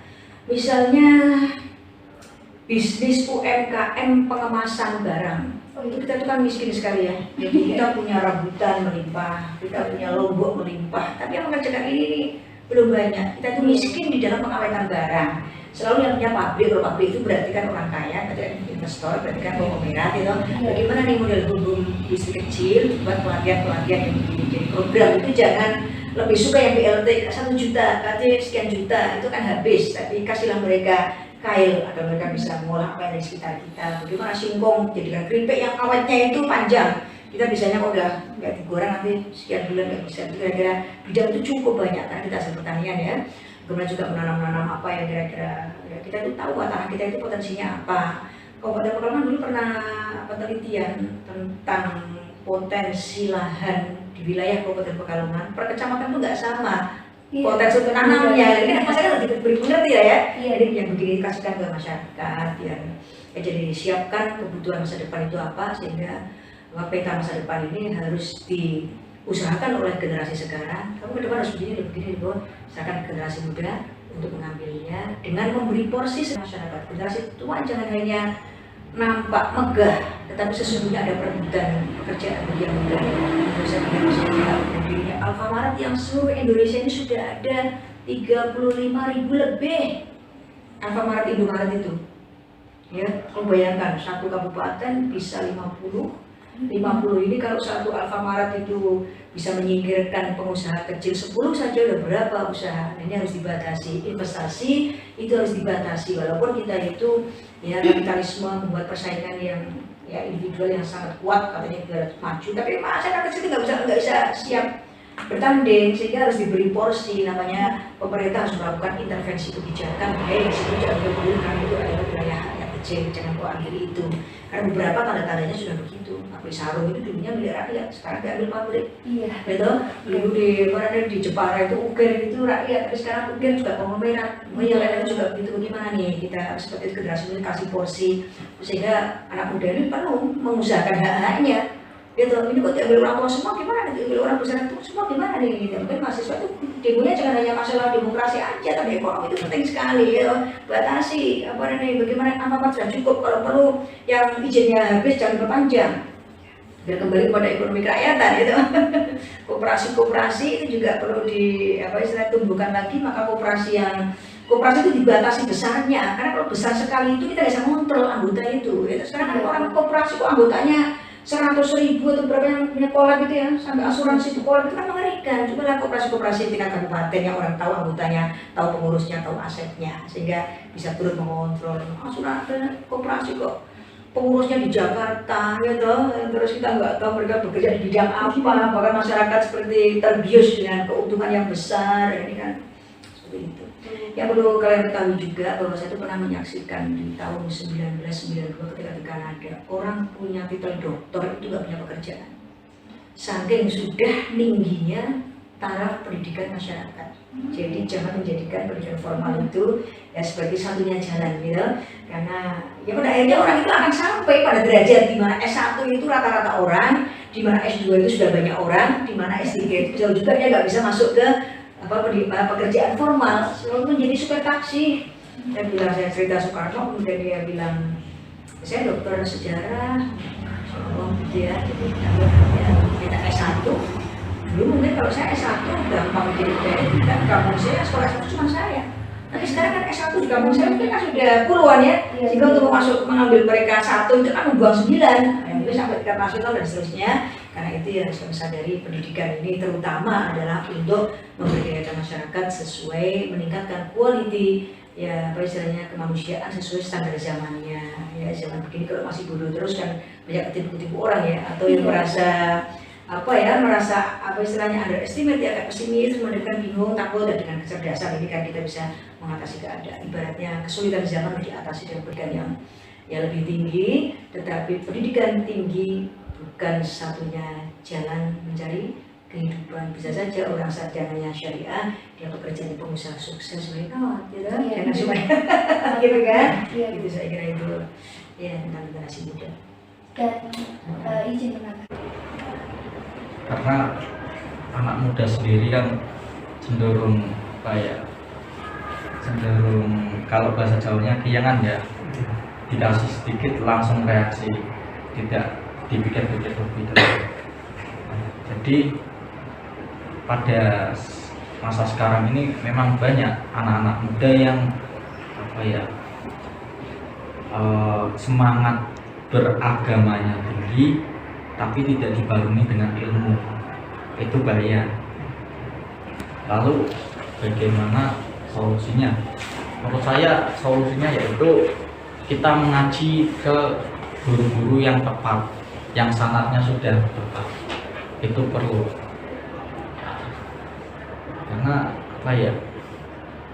belajar tanpa guru berarti itu gurunya setan. Maka dari itu pentingnya kita belajar itu dari guru. Dan selain tadi sumber belajar juga ikutilah kegiatan-kegiatan yang cenderung positif. Misalnya ikut ormas-ormas tertentu yang sudah tervalidasi ke NKRI-nya, contoh Muhammadiyah, NU. Kalau di Gerakan Pemuda sendiri kan ada IPMU, IPPNU, GP Ansor, lalu di kampus sendiri kan ada PMII dan sebagainya. Nah, itu kita harus aktif terlibat dalam organisasi-organisasi tersebut, yang mana di dalam organisasi tersebut kita dibina secara ideologi. Di dalam organisasi tersebut saya kira juga organisasi juga berpedoman pada Pancasila. Kalau menurut saya anak didik sekarang atau masa sekarang itu beda dengan dulu. Karena yang pertama kita sudah terenakan dengan hal-hal yang instan. Yang kedua pola pikirnya juga berbeda dan rasa kritis terhadap sesuatu itu berbeda dengan masa ini. Jadi yang perlu kita sadari adalah bagaimana kita meningkatkan jiwa kritis kita melalui contoh kecil yang kita ketika presentasi di dalam suatu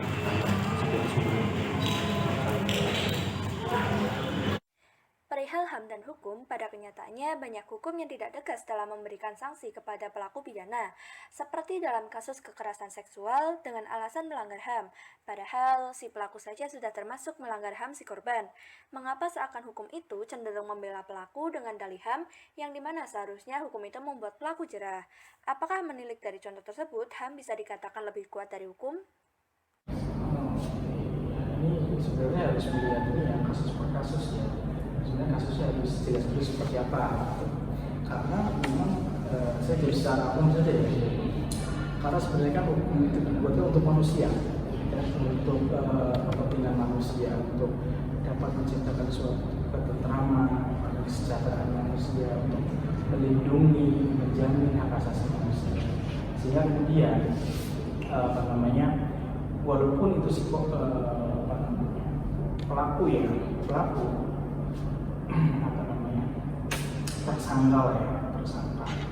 tersangka tindak pidana misalnya tadi perkosaan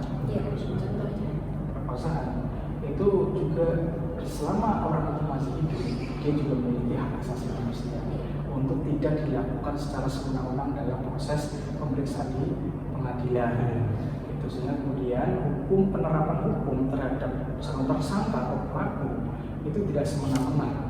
Jadi walaupun dia tersangka atau memang dia ada pelaku yang sebenarnya, tetap dia memiliki hak asasi manusia. Jadi ya fungsinya hukum itu tadi ya untuk menjaga dan melindungi hak asasi manusia. Jika hukum tidak mengatur tentang HAM, itu akan bahaya. Banyak pelanggaran-pelanggaran dilakukan oleh seseorang ya, pelanggar HAM. Jadi ketika HAM itu diatur, orang yang melanggar HAM dia akan mendapatkan sanksinya. Jadi memang hukum itu sebenarnya dibuat untuk kepentingan manusia, bukan kemudian hukum itu lebih besar daripada HAM. Justru hukum itu tidak boleh mencabut bahkan menghapuskan hak. Karena kan kita tahu sendiri hak asasi manusia kan adalah hak yang dimiliki oleh seseorang kan, yang bersifat kodrati dari sejak lahir gitu. Dan apapun tidak bisa dihapuskan, apalagi hak hidup gitu kan. Walaupun memang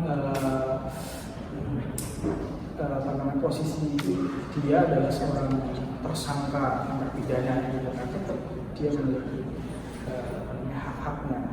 Misalkan seorang perempuan ya, misalkan entah itu koruptor, entah itu pelaku tindak pembunuhan atau pencurian dan sebagainya, misalnya seorang wanita, seorang ibu, tapi dia memiliki bayi, di mana pada masa pemeriksaan dia harus dikurung dalam masa kurungan. Itu kemudian tidak dilakukan. Misalkan putri ya, dalam kasus Sambo itu ya, putri dengan alasan putri itu memiliki anak ya, masih kecil, masih membutuhkan ASI. Nah, jangan sampai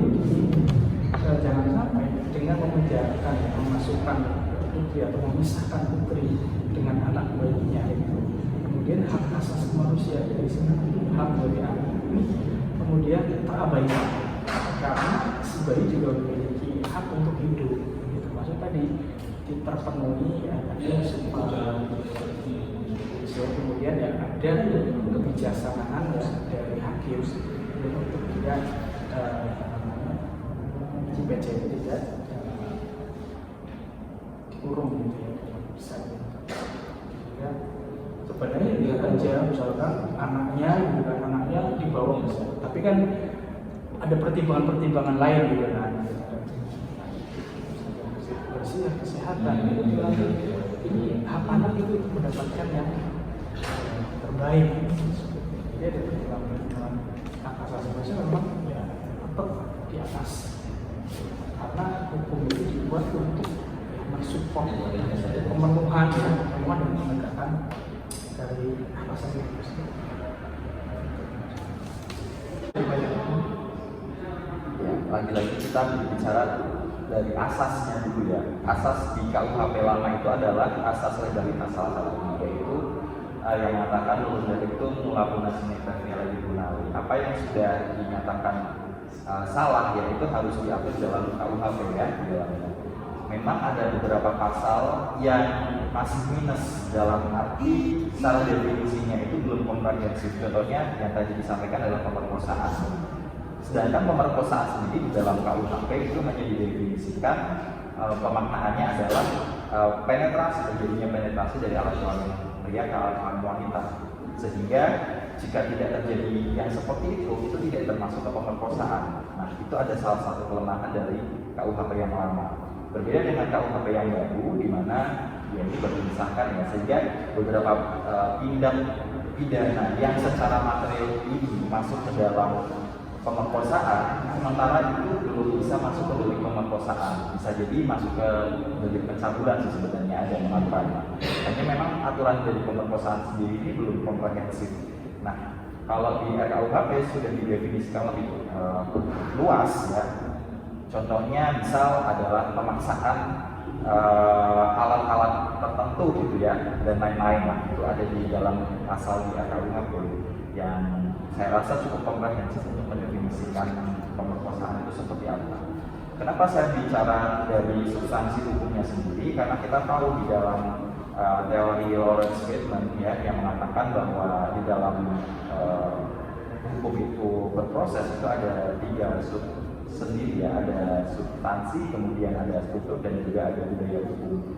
Ketiganya memang saling mempengaruhi. Contohnya dalam pasal pemerkosaan tadi berarti secara substansi hukumnya itu belum kuat ya, di dalam peraturannya, undang-undangnya belum kuat karena mendefinisikan pemerkosaan hanya sebatas satu ya.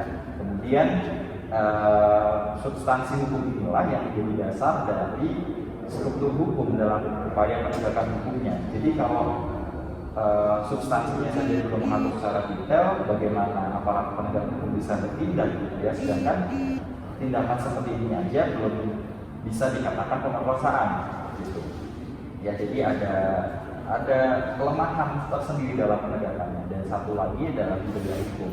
Jadi hukum yang sudah kita ketahui bersama dalam puluhan tahun ini kemudian secara tidak langsung membuat mindset kita ya hanya mendefinisikan pemerkosaan itu hanya sebatas itu gitu. Jadi banyak tindak pidana kekerasan seksual lainnya yang belum terakomodir dan kemudian dianggap seperti tindakan biasa saja karena memang di dalam aturannya itu memang tidak ada sampai itu.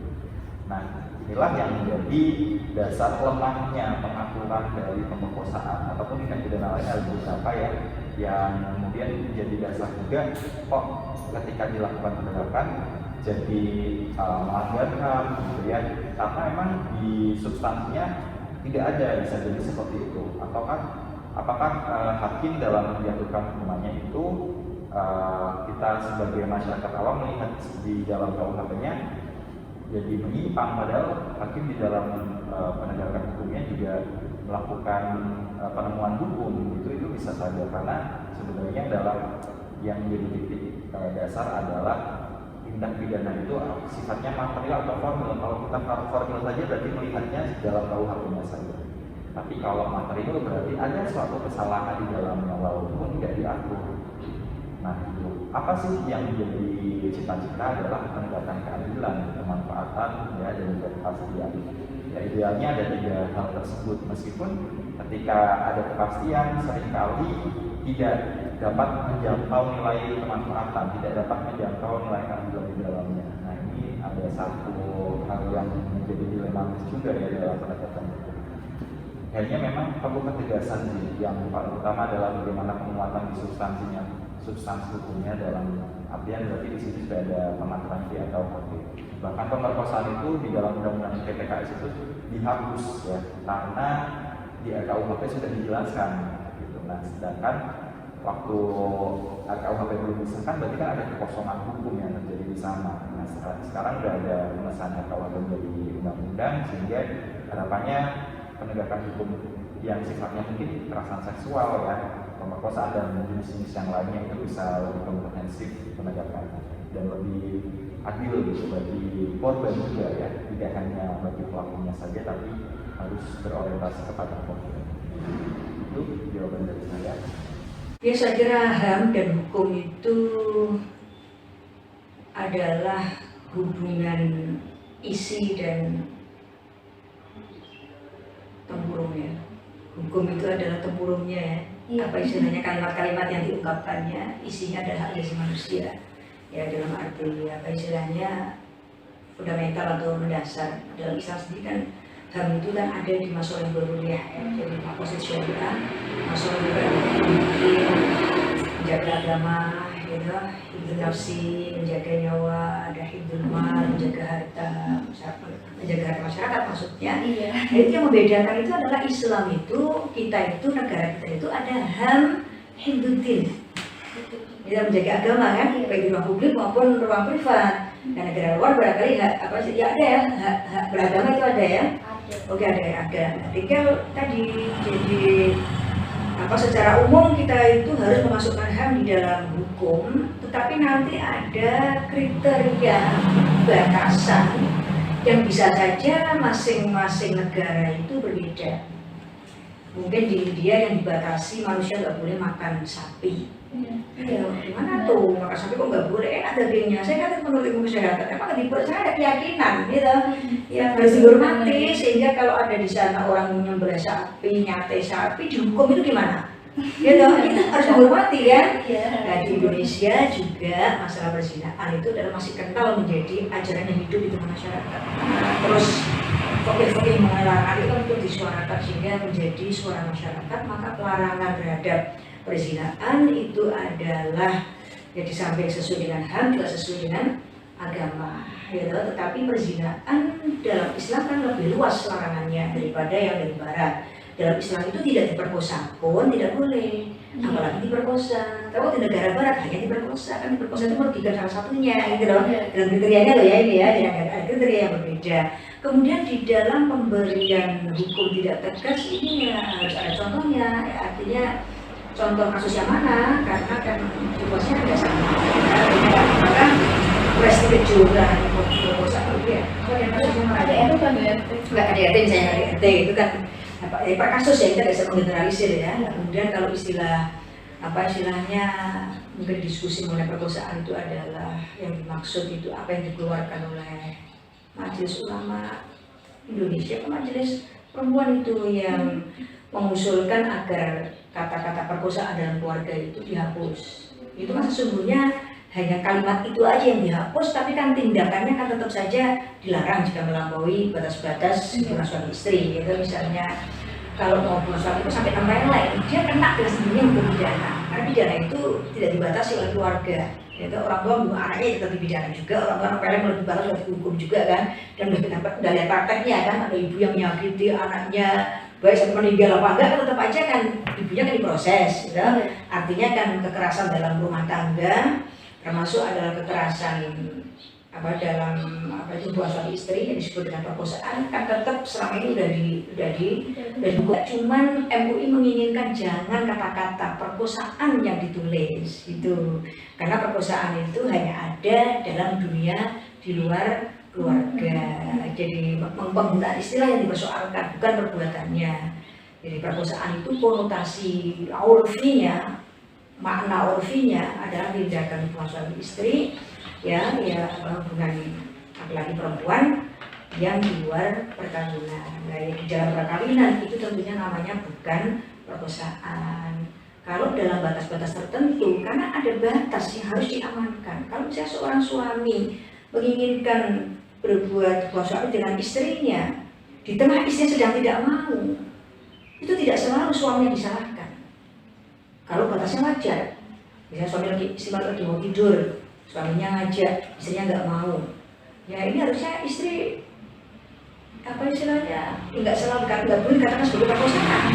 Karena dalam hal ini suami itu punya ada hak dalam diri perempuan, dan perempuan ada kewajiban untuk melakukannya dalam keadaan yang wajar loh ya, bukan dalam keadaan sakit gitu ya. Kalau ini dinamai perkosaan, dia akan dibawa ke pengadilan. Tapi kalau ini namanya desakan suami misalnya, gitu, permintaan mendesak suami pada itu daripada suaminya, ya perempuan ada kewajiban seperti itu. Jangan seenaknya sendiri suaminya, kadang-kadang gitu ya. Ya karena apalagi melihat kalau seks di Indonesia itu 70% itu perempuan tidak menikmati. Ini jika berakibat kepada perempuan itu selalu menolak, apa yang akan terjadi?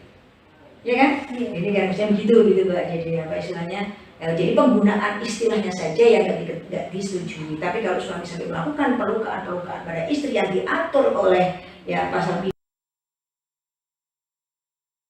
seperti itu. Ya kan?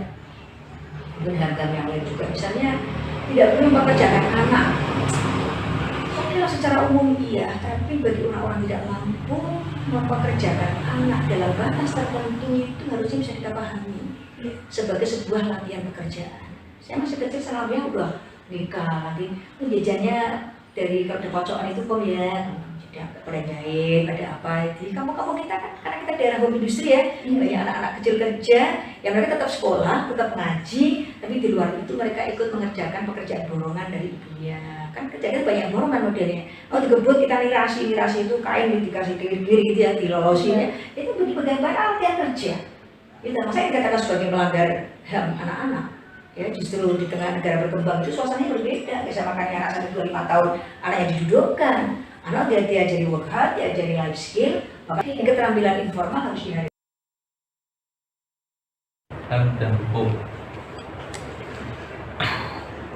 HAM sendiri yang kalau kita kulik bahwasanya HAM itu untuk melindungi hak orang lain. Adanya HAM sebenarnya jenengan terserah mau ngapain aja itu hak jenengan. Tapi kan dari terserahnya itu kan memungkinkan untuk menyakiti orang lain. Jadi diperlukannya sistem HAM. HAM itu malah untuk melindungi hak orang lain, bukan hanya kita. Itu. Lalu bagaimana relasinya dengan hukum? Nah, sudah punya konsep HAM, tapi kan peraturan itu ada di hukum semua. Nah, HAM itu dituangkan di hukum, lalu berlaku di di masyarakat. Terus tadi mengenai juga pelaku, emang bertentangan ya antara orang-orang yang berpegang pada kepastian hukum sama orang-orang yang berpegang pada keadilan. Orang-orang yang memegang kepastian hukum dia sangat saklek dengan apa yang namanya peraturan.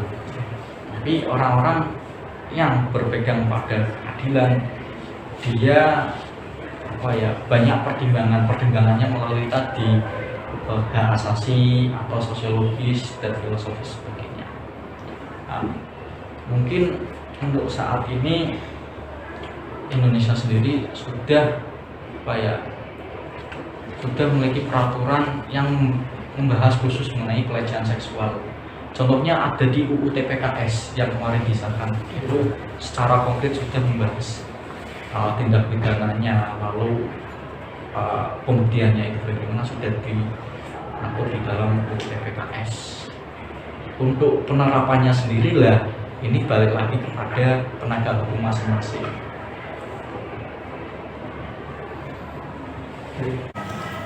Dan melihat sistem hukum yang ada di Indonesia kan kita mengatakan namanya supremasi hukum atau hukum sebagai panglima.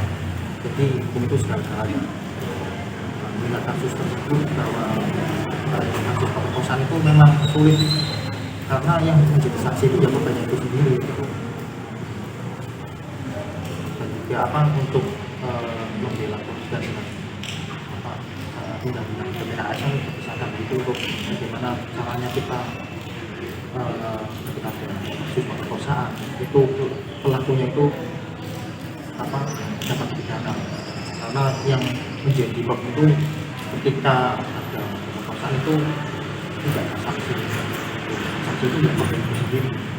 Tapi di dalam hukum kita kalau misal kita menuduhkan tidak boleh kita harus ada saksi kalau di dalam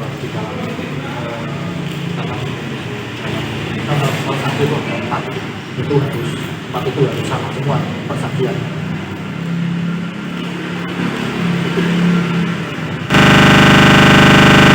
Kira-kira begitulah tanggapan dan jawaban mereka. Bagaimana denganmu? Semoga yang tadi bisa menjadi sebuah pembelajaran dan ilmu baru bagi kita semua. Baik, cukup sekian dari kami. Terima kasih telah menonton. Wassalamualaikum warahmatullahi wabarakatuh.